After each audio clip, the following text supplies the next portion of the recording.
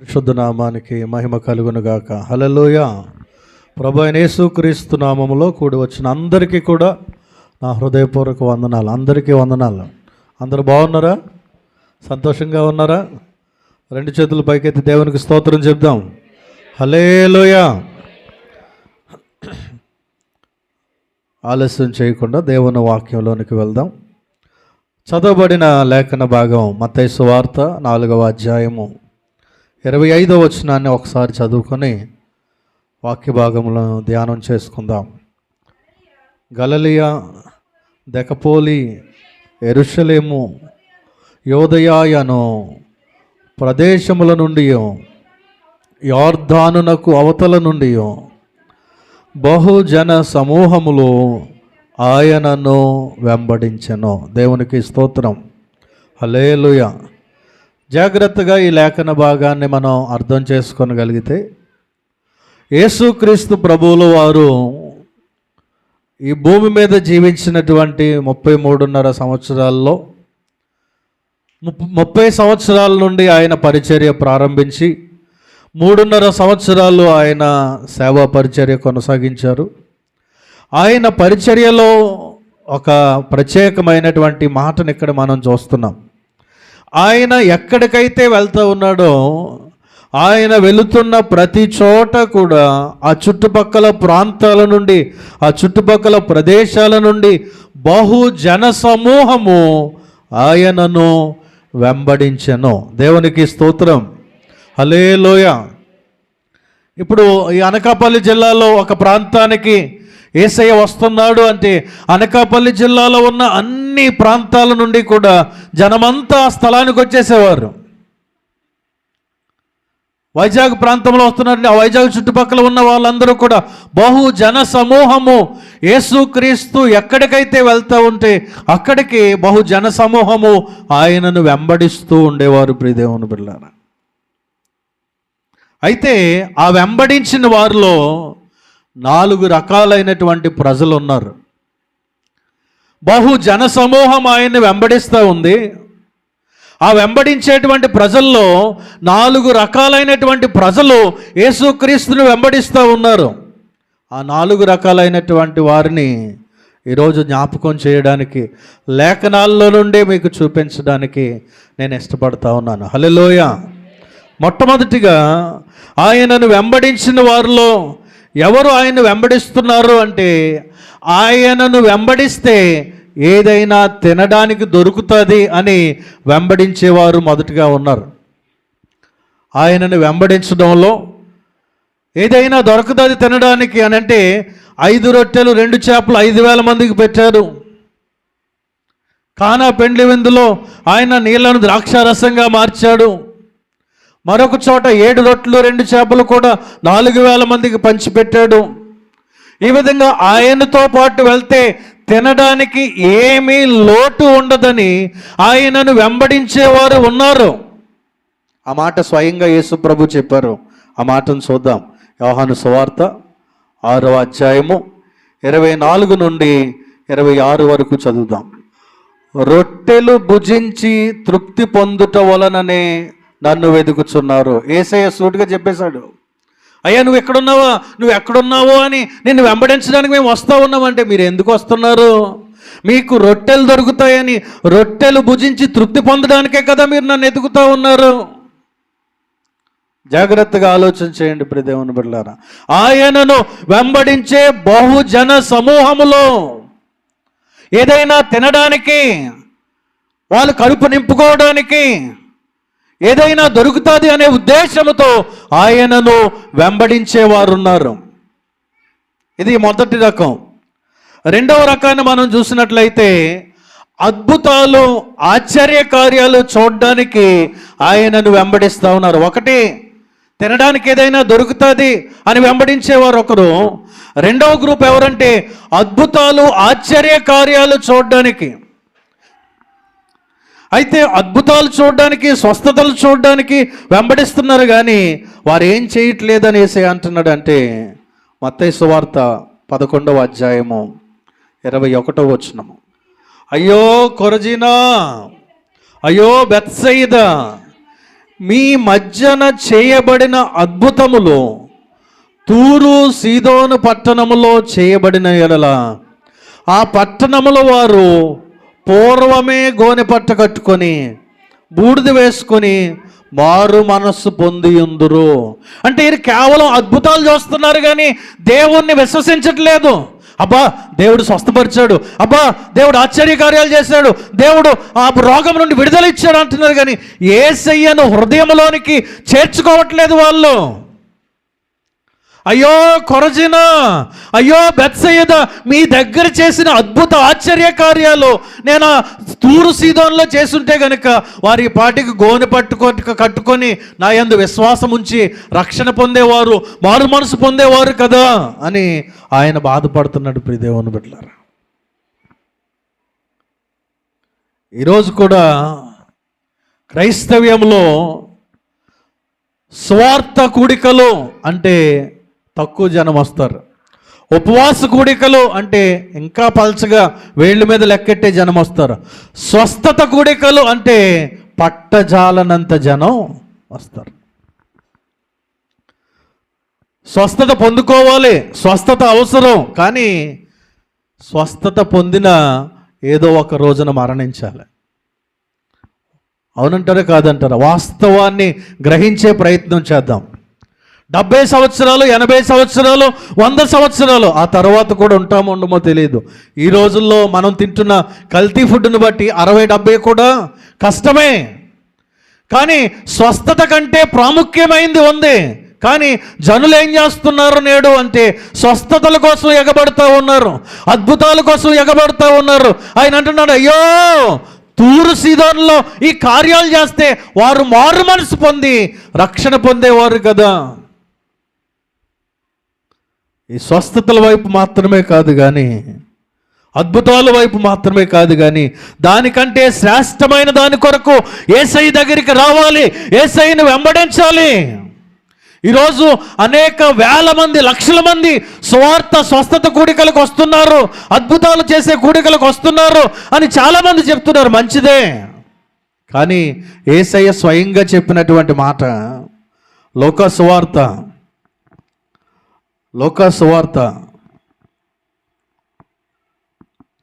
17వ అధ్యాయం, లోక సువార్త 17వ అధ్యాయం 12 నుండి 19 వరకు. అందుకు యేసు, 10 మంది శుద్ధులైరి కారా, ఆ 90 ఎక్కడా? దేవునికి స్తోత్రం, హల్లెలూయా. అంటే 10 మంది స్వస్థత జరిగింది, అద్భుతం జరిగింది, కానీ 10 మంది యేసయ్య దగ్గరికి వచ్చారా అంటే ఒక్కడే వచ్చాడు. ఈరోజు ఆ యొక్క అద్భుత కార్యాలు, స్వస్థతలు జరిగే మీటింగ్లో స్వస్థతలు జరుగుతూ ఉన్నాయి, కానీ వారు శరీర స్వస్థత కొరకు వస్తున్నారు, ఆత్మరక్షణ కొరకు యేసయ్య దగ్గరికి రావట్లేదు. స్వస్థత పొందిన తర్వాత మందిరం మానేస్తున్నారు, యేసయ్య దగ్గర మానేస్తున్నారు. వారి అవసరం తీరిపోయిన తర్వాత దేవుని దగ్గరికి రావట్లేదు. వాళ్ళు 10 మంది వచ్చారు, అయ్యా నన్ను స్వస్థపరచండి, అయ్యా నన్ను బాగు చేయండి అని యేసయ్య వారిని బాగు చేశాడు. వారు 10 మంది స్వస్థపడ్డారు, కానీ ఎవరు వచ్చారంటే ఒక్కడు యేసయ్య దగ్గరికి వచ్చాడు. అయ్యా నేను స్వస్థత పొందాను, ఇక నేను నీతో ఉంటాను, నిన్ను ఆరాధించుకుంటాను. మరి మిగతా వారేరి? ఇది లోకంలో జరుగుతున్నది. స్వస్థత పొందుతున్నారు కానీ మరలా తిరిగి మందిరానికి రావట్లేదు. వారు శరీర స్వస్థత కొరకు మాత్రమే యేసు దగ్గరికి వస్తూ ఉన్నారు. మత్తయి సువార్త 7వ అధ్యాయం 22-23 వచనాలు. ఆ దినమందు అనేకులు నన్ను చూచి, ప్రభువా ప్రభువా, మేము నీ నామమున ప్రవచింపలేదా, నీ నామమున దెయ్యములను వెళ్ళగొట్టలేదా, నీ నామమున అనేక అద్భుతములు చేయలేదా అని చెప్పుదురు. అప్పుడు నేను మిమ్మును ఎన్నడనో ఎరగను, అక్రమము చేయువారులారా నా యొద్ద నుండి పొండని వారితో చెప్పుదును. దేవునికి స్తోత్రం. స్వయంగా యేసయ్య చెప్తున్నటువంటి మాట. స్వస్థతలు అవసరం, అద్భుతాలు అవసరమే, కానీ అది ఎక్కడ, ఏ విధంగా అంటే జాగ్రత్తగా చూస్తే కేవలము దాని మీదే బేస్ అయి పరిచర్య ఉండకూడదు. అద్భుతాల పరిచర్య, స్వస్థతల పరిచర్య కాదు, ఆత్మల రక్షణ పరిచర్య, సంఘ క్షేమాభివృద్ధి, దేవుని రాకడ కొరకు సమూహమును సిద్ధపరిచే పరిచర్య అయితేనే దేవునికి ఇష్టమైంది. ఈ అద్భుతాలు చేసేవారు, దెయ్యాలు వెళ్ళగొట్టేవారు, ప్రవచనాలు చెప్పేవారు గురించి అంటున్నాడు, మీరెవరో నాకు తెలియదు. అక్రమము చేయవారులారా వెళ్ళిపోండి నా యొద్ద నుండి. ఈరోజు వేల మంది, లక్షల మంది వెంబడిస్తూ ఉండొచ్చు, కానీ ఒక రోజున ఆయన వచ్చినప్పుడు ఎత్తబడే గుంపులో వాళ్ళు ఉండరు. స్వస్థతలు కాదు. ఇప్పుడు జానకమ్మ గారు ఏమనుకోరు కాబట్టి నేను ఆమె మీదే ఉదాహరణ చెప్తాను. ఆమెకి ఏదో వ్యాధి ఉంది, ఆ వ్యాధి బాగుపడాలని ఆమె కోరుకుంటుంది. వ్యాధి బాగుపడినా బాగుపడకపోయినా ఒక 70-80 సంవత్సరాలు లేకపోతే 100 సంవత్సరాల తర్వాత జానకమ్మ గారు చనిపోతారు. చనిపోయిన తర్వాత ఆమె ఒకవేళ ఈ రోగం పోగొట్టుకుంది, కానీ యేసుని అంగీకరించలేదు. రోగం పోగొట్టుకుంది, మందిరానికి రాలేదు. తర్వాత మరణించిన తర్వాత ఎక్కడికి వెళ్తుంది? నరకానికి వెళ్ళిపోతుంది. ఆ స్వస్థత కంటే ప్రాముఖ్యమైనది ఏంటంటే మన కంఠంలో ప్రాణం ఉండగా యేసు క్రీస్తును స్వంత రక్షకునిగా అంగీకరించి 10 రోజులు బ్రతికి ఇక్కడ చచ్చిపోయినా ఎక్కడికి వెళ్తాం? పరలోకానికి వెళ్తాం. దేవునికి స్తోత్రం. పరలోకం శాశ్వతం. ఈ భూమి మీద ఈ మందిరానికి వచ్చే ఈ సెటప్ అంతా ఎందుకంటే పరలోకానికి వెళ్ళాలనే. చలిగా ఉంది, చినుకులు పడతా ఉన్నాయి, అయినా కూడా హడావిడిగా సిద్ధపడి ఎందుకు ఆయన మందిరానికి వచ్చామంటే ఒక రోజున శ్రేష్టమైన పరలోకానికి వెళ్ళాలి. ఆ శ్రేష్టమైన పరలోకం కోసం ప్రయాస. 2 రకాలు మనం చూసాం. ఒకడు ఏదో దొరుకుతుంది తినడానికి అని వెంబడించేవారు ఒకరు. రెండవది అద్భుతాలు, ఆశ్చర్య కార్యాలు చూడడానికి వచ్చేవారు రెండవ రకం. మూడవ గుంపు ఎవరంటే యేసు యొక్క బోధనలు తప్పు పట్టడానికి, యేసు మాటల్లో తప్పు దొరుకుతుందేమో, తప్పు పట్టుకుందాం అని వచ్చేవారు ఉన్నారు. ప్రియ దేవుని బిడ్డలారా, ఈరోజు కాదు, ఆ రోజే యేసు క్రీస్తు సమయంలో కూడా ఆయన్ను తప్పు పట్టుకుందాం అని ఎదురు చూసిన వారు శాస్త్రులు, పరిసయ్యులు, సద్దుకాయులు నిత్యము కూడా యాజకులందరూ కూడా ఆయన్ని వెంబడిస్తూ ఉండేవారు. ఎందుకంటే ఆయన దగ్గర ఏమైనా తప్పు దొరుకుతుందేమో, ఆయన ఎక్కడ పట్టుకుందాం అని వారు ఎదురు చూస్తూ ఉన్నారు. ప్రియదేవుని బిడ్డలారా, లోకాసువార్త 20వ అధ్యాయము, లోకాసువార్త 20వ అధ్యాయం 1వ వచనం నుండి చదువుదాం. సువార్తను ప్రకటించినప్పుడు ప్రధాన యాజకులను, శాస్త్రులను ఆయన మీదకు వచ్చి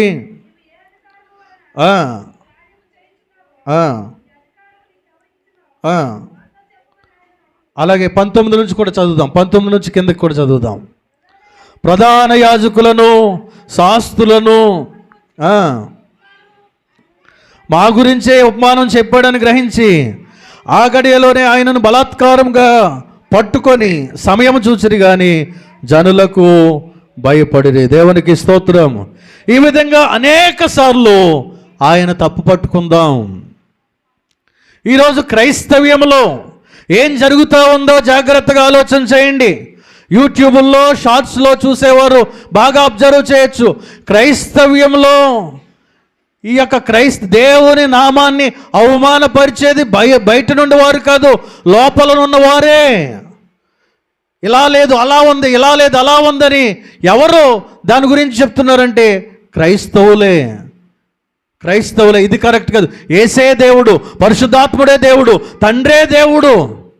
ఈ విధమైనటువంటి ఒక ఏమంటారంటే తర్కాలు, డిబేట్స్ పెట్టుకొని అనేకమైనటువంటి అనవసరమైన వాటి కొరకు, వాటి వలన ఆత్మలు రక్షించబడు, వాటి వలన ఒక వ్యక్తి ఆత్మీయంగా క్షేమాభివృద్ధి నొందడు, వాటి వలన ఏ ఒక్కరూ మందిరానికి రాడు. దానివల్ల ఏంటంటే ఒక పోటీ, ఒక అతిశయం, ఒక గర్వం. వీటిని ప్రశ్నించాం, వీటిని తెలుసుకోవాలనుకున్నాం, వీటిని సాధించాం, దానివలన ఒక ఆత్మ రక్షించబడదు. కయీను భార్య ఎవరు? నీకెందుకు కయీను భార్య? దేవునికి తెలియదా కయ్యని భార్య గురించి రాసి పెట్టాలని? నువ్వు ప్రశ్నించాలా? ఇప్పుడు ఎవరు ప్రశ్నిస్తున్నాడు? క్రైస్తవుడు. కయ్యని భార్య ఎవరంటే బైబిల్ నేను బాగా చదివేశాను, అందులో నుండి కయ్యని భార్య ఎవరు? కయ్యని భార్య తెలిస్తే నువ్వు రక్షణకి వెళ్తావా? పరలోకానికి వెళ్తావా? కయ్యని భార్య గురించి నీకెందుకు?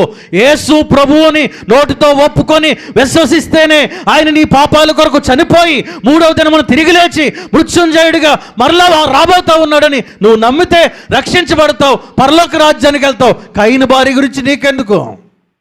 యోబు భార్య పేరు రాయబడలేదు, ఆమె పేరు నీకెందుకు? నీకు కావలసింది సరిపోయినంత రక్షణ సమాచారం దేవుడు పరిశుద్ధ గ్రంథములో పెట్టాడు. అనవసరమైన వాటి కొరకు వాగ్వాదాలు పెట్టుకొని వితర్కాలు చేసి డిబేట్లు పెట్టుకోమని వాక్యం చెప్పలేదు. ఆ అనుభవజ్ఞుడైనటువంటి 13 పుస్తకాలు కొత్త నిబంధనలో రాసినటువంటి పౌలు గారు చెప్తున్నటువంటి మాటలు ఒకసారి చూద్దాం. 2వ తిమోతి 2వ అధ్యాయము 14వ వచనము. వినిన వారిని చెరుపుటకే గాని మరి దేనికి పనికిరాని వాదనలు గూర్చి ఏం పెట్టుకోవద్దు? వాదము పెట్టుకొనవద్దని ప్రభు ఎదుట వారికి సాక్ష్యమిచ్చుచు ఈ సంగతులు వారికి జ్ఞాపకం చేయము. దేవునికి స్తోత్రం. వినేవారిని అంటే ఇప్పుడు ఒక 50-60 మంది ఇక్కడ వచ్చారు.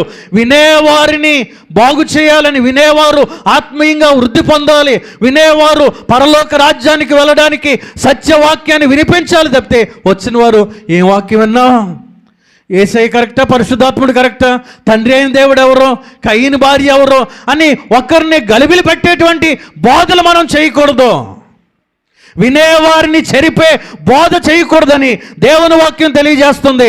అపోస్తలుడైన పౌలు గారు యవనస్తుడైనటువంటి తిమోతికి చెప్తున్నాడు, వినేవారిని చెరుపుటకు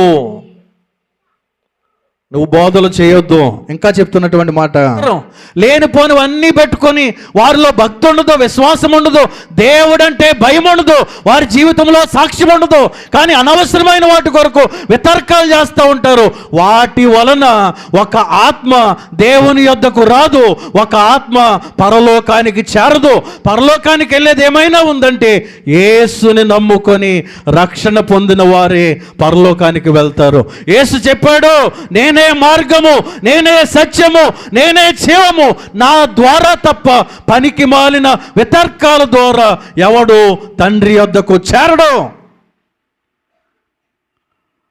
తీతుకు రాసిన పత్రిక 3వ అధ్యాయము 9-10 వచనాలు. తీతుకు రాసిన పత్రిక 3వ అధ్యాయము 9-10 వచనాలు. అవివేక తర్కములను, వంశావళులను, కలహములను, ధర్మశాస్త్రమును గూర్చిన వివాదమును, నిష్ప్రయోజనమును, వ్యర్థమునై ఉన్నవు గనుక వాటికి దూరంగా ఉండండి. పాత నిబంధనలో ఇలా ఉంది, వంశావళులు ఇలా ఉన్నాయి, ధర్మశాస్త్రంలో ఇలా రాయబడి ఉంది. అవన్నీ కాదు. ధర్మశాస్త్రము పాత నిబంధన ఉండగా కొత్త నిబంధన దేవుడు మనకు ఎందుకు ఇచ్చాడు అంటే ఆ కఠినమైన దానిని సులభంగా చేసి 10 ఆజ్ఞలను 2 ఆజ్ఞల్లోనికి మార్చి 10 ఆజ్ఞలు ఆచరించలేకపోతున్నారు, పాటించలేకపోతున్నారు. 10 ఆజ్ఞలనే ఉంటే పరలోకానికి వెళ్ళలేరు. కాబట్టి మొట్టమొదటి ఆజ్ఞ, నీ దేవుడైన యెహోవాను పూర్ణ మనస్సుతో, పూర్ణ ఆత్మతో, పూర్ణ హృదయముతో ఆయనను అనుసరించుడి, ఆయనను సేవించుడి. ఇది మొదటి ఆజ్ఞ. 2వ ఆజ్ఞ, నిన్ను వలె నీ పొరుగు వారిని ప్రేమించండి. ఈ రెండు నువ్వు పాటిస్తే ధర్మశాస్త్రం అందులో సంక్షిప్తమై ఉందని చెప్పాడు యేసయ్య. అవివేక తర్కములు పెట్టుకోవద్దు, వాటికి దూరంగా ఉండండి. ఇంకా చెప్తున్నాడు 10వ వచనంలో, మత భేదములు కలిగించు మనుషునికి 1-2 మార్లు బుద్ధి చెప్పిన తర్వాత వాడిని విడిచిపెట్టేయండి. ఎవరైతే గొడవలు పెట్టేస్తున్నారో, ఒక విశ్వాసములో, ఒక నమ్మకములో 119 సంవత్సరాల నుండి నడిపించబడుతున్నటువంటి ఒక నమ్మకములో ఎవరైతే భేదాలు కలిగిస్తున్నారో 1-2 సార్లు కూర్చోబడి చెప్పండి, వినకపోతే విడిచిపెట్టేయండి అని దేవుని వాక్యము ఖచ్చితంగా చెప్తున్నటువంటి లేఖనం. ఏ విశ్వాసాన్నైతే సుదీర్ఘమైనటువంటి వయస్సు కలిగినటువంటి సంఘములో మిషనరీలు దూర దేశాల నుండి వచ్చి ఈ బాప్టిస్టు థియాలజీని, లేకపోతే బాప్టిస్టు డాక్ట్రిన్ని, బాప్టిస్టు సిద్ధాంతాన్ని మనకి బోధిస్తూ ఉన్నప్పుడు బయట ఏదో జరుగుతుందని, బయట ఏదో వింటున్నామని వాటిని విని మన హృదయాలను, మన విశ్వాసాలను చెరుపుకోకుండా వాటికి దూరంగా ఉండాలని, అవి కల్పించే వారిని విసర్జించాలని దేవుని వాక్యము స్పష్టంగా చెప్తుంది. ప్రియ దేవుని బిడ్డలారా, మీరు జాగ్రత్తగా ఆలోచన చేస్తే యూట్యూబ్ షార్ట్స్లో ఈ యొక్క అద్భుతాలు, ఆశ్చర్యకార్యాలు, ఈ ప్రవచనాలు, ఈ భాషలు కూర్చున్నటువంటి మిమ్స్ చేస్తున్నారు. అన్యజనుల మధ్యలో అవమాన పాలయ్యే విధంగా అట్టుపండు తింటే సంతానం పుట్టేస్తారు, పిల్లలు కలుగుతారు అన్నారంటే ఆయన ఎవరో. ఇంకా అందరూ అట్టుపళ్ళు చూపించే వీడియోలు చేస్తున్నారు. అంటే దేవుని నామానికి అవమానం బయట నుండి కాదు, లోపల నుండి. వాక్య అనుభవం లేక ఏదో 2-3 మాటలు పట్టుకొని, 2-3 వచనాలు పట్టుకొని ఏదో చేసేద్దాం అనుకుంటే దేవుని నామానికి అవమానం. గత కొద్ది దినాల క్రితం విగ్రహాలకు పెట్టింది తినొచ్చా తినకూడదా, తింటే ఏమవుతుంది, ఒకవేళ తినవచ్చు ఒకవేళ తినకూడదు, దీని మీద పెద్ద డిబేట్. దాని ద్వారా వ్యూస్ పెంచుకోవడానికి, రేటింగ్స్ పెంచుకోవడానికి రకరకాలుగా. కానీ దేవుని నామం అన్యజనుల మధ్యలో అవమానం అయిపోతుందనే విషయాన్ని గ్రహించలేని పరిస్థితుల్లో ఉన్నాం. క్రిస్మస్ దినాల్లో ఉన్నాం. మనందరినీ కూడా నశించి నరకానికి వెళ్ళిపోకుండా మనల్ని రక్షించడానికి క్రీస్తు యేసు లోకానికి వచ్చాడు. ఈ లోకానికి వచ్చిన యేసయ్యే పరలోకానికి తీసుకువెళ్తాడు. ఆయన మాటలే నమ్మాలి, ఆయన మాటలే ప్రకటించాలి, ఆయన యందే విశ్వాసం ఉంచాలి. కానీ ఆయన బోధలే తప్పుబట్టేవారు ఆ రోజుల్లో యేసయ్య దగ్గర ఉన్నారు. ఈరోజు కూడా క్రైస్తవులుగా పిలువబడుతున్నారు. ప్రియదేవుని బిడ్డలారా, ఆయన యొక్క బోధను తప్పుపట్టే వాళ్ళు ఆ గుంపులో ఉన్నారు. ఆయన బోధ, ఆయన సువార్త ఒకటే. మార్కు సువార్త 1వ అధ్యాయం 15వ వచనం. ఆయన బోధే మనందరి బోధ, మనం విశ్వసించినటువంటి సువార్త. కాలము సంపూర్ణమై ఉన్నది, దేవుని రాజ్యము సమీపించి ఉన్నది, మారు మనస్సు పొంది సువార్త నమ్ముడి. దేవునికి స్తోత్రం. కాలము సంపూర్ణమవుతూ ఉంది. ఇశ్రాయేలీయుల దగ్గర యెరూషలేము మందిరాన్ని నిర్మించడానికి అన్ని సామాగ్రి ఏర్పరచబడి ఉంది. 3వ ప్రపంచ యుద్ధం జరగడానికి సిద్ధంగా ఉంది. ఆల్రెడీ యుద్ధాలు జరుగుతూ ఉన్నాయి. యుద్ధ సమాచారాన్ని మనం వింటున్నాం. దేవుని రాకడ సమీపంగా ఉన్నది. కాలము సంపూర్ణమవుతున్నది. దేవుని రాకడ సమీపంగా ఉంది. మనం ఏం చేయాలి అంటే అనవసరమైన వాటి కొరకు వాగ్వాదాలు పెట్టుకొని, తర్కాలు పెట్టుకొని, చెరిపెడి బోధల వెనక వెళ్తూ కాదు, కానీ సువార్తను విని మారు మనస్సు పొంది పరలోకానికి వెళ్ళడానికి మన మనస్సులో సిద్ధపరచుకోవాలి. దేవునికి స్తోత్రం. హల్లెలూయా. బహుజన సమూహము యేసుని వెంబడిస్తూ ఉన్నారు. అందులో మాకు తినడానికి ఏదైనా దొరుకుతుంది అనేవారు ఒక భాగం, అద్భుతాలు ఆశ్చర్యకార్యాలు చూడడానికి వెళ్ళేవారు 2వ భాగం, ఆయన దగ్గర నుండి ఏదైనా తప్పు పట్టుకుందాం అని వెళ్ళేవారు 3వ భాగం. 4వ భాగాన్ని చూపించి నా మాటల ముగింపులోకి వస్తాను. 4వ మాట ఏంటంటే ఇదే ప్రాముఖ్యమైంది, ఇదే మనందరికి అవసరమైంది. ఆయన యొద్దకు వచ్చే వారిలో, ఆయనను వెంబడించే వారిలో ఉండవలసినటువంటిది ఏంటంటే ఆ 4వ గుంపు యేసును మనస్ఫూర్తిగా నమ్మిన వారు. దేవునికి స్తోత్రం. ఆయన నమ్ముకుంటే అది జరుగుతుంది, ఇది జరుగుతాయి. ఆయన నమ్ముకుంటే స్వస్థతలు, అద్భుతాలు జరుగుతాయి. ఆయన మాటలు ఏదో తప్పులు పట్టుకుంటే సమయం టైంపాస్ అయిపోద్ది. ఆ వాదాలకి, ఆ తర్కాలకి, ఆ డిబేట్లకి టైంపాస్ అయిపోద్ది. కానీ ఆ 3 వలన కూడా ప్రయోజనం లేదు.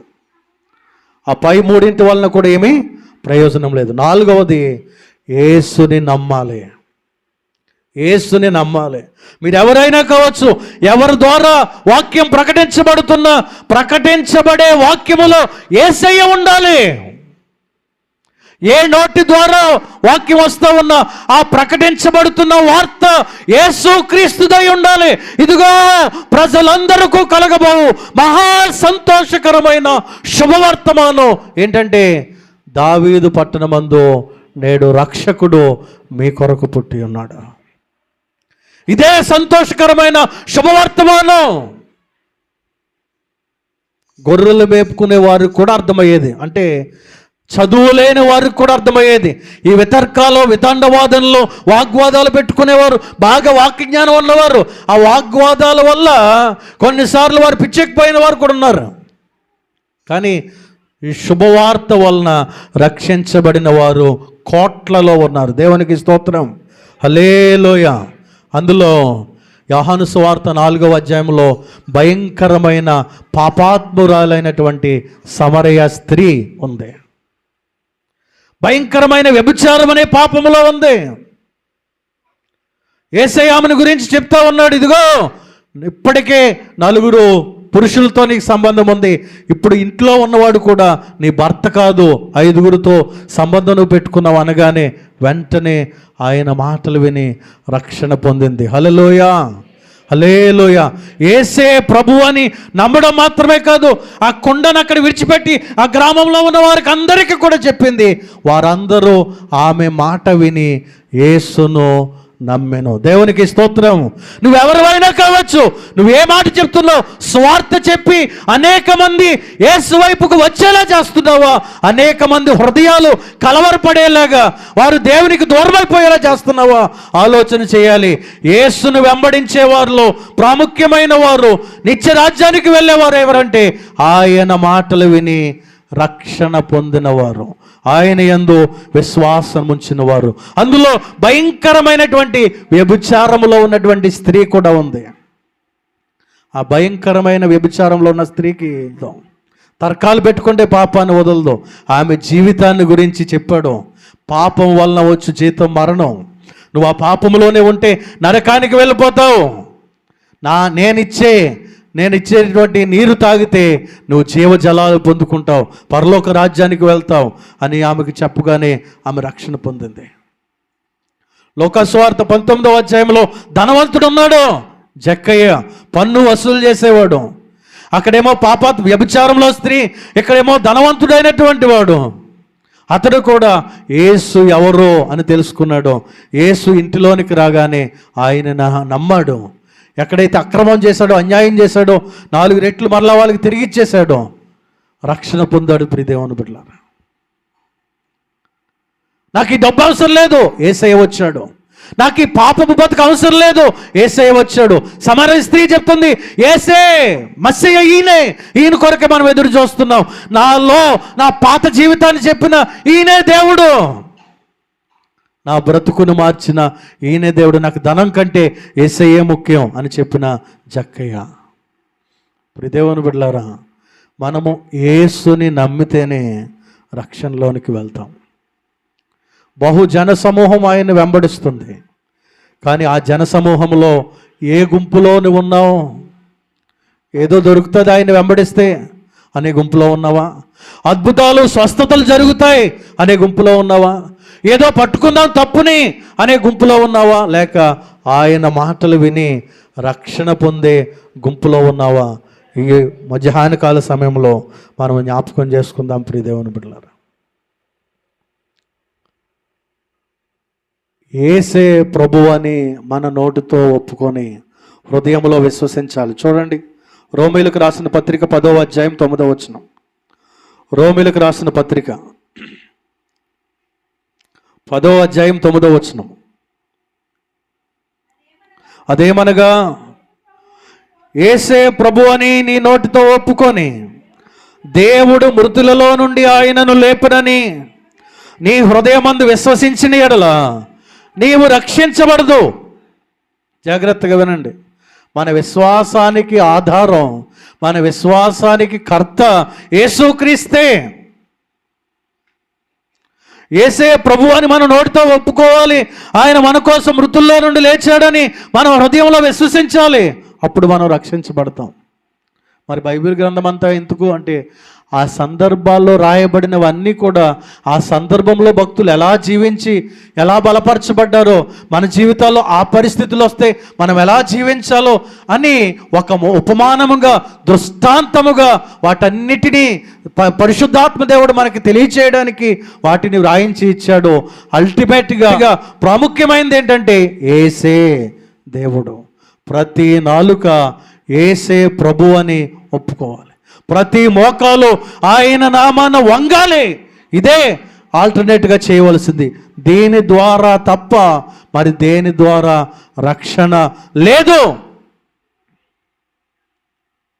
యోహాను సువార్త 1వ అధ్యాయం 12వ వచనం, తన్ను ఎందరు అంగీకరించుదో వారందరికీ, అనగా ఆయన నామమందు విశ్వాసముంచిన వారికి దేవుని పిల్లలగుటకు అధికారము అనుగ్రహించబడెను. హల్లెలూయా.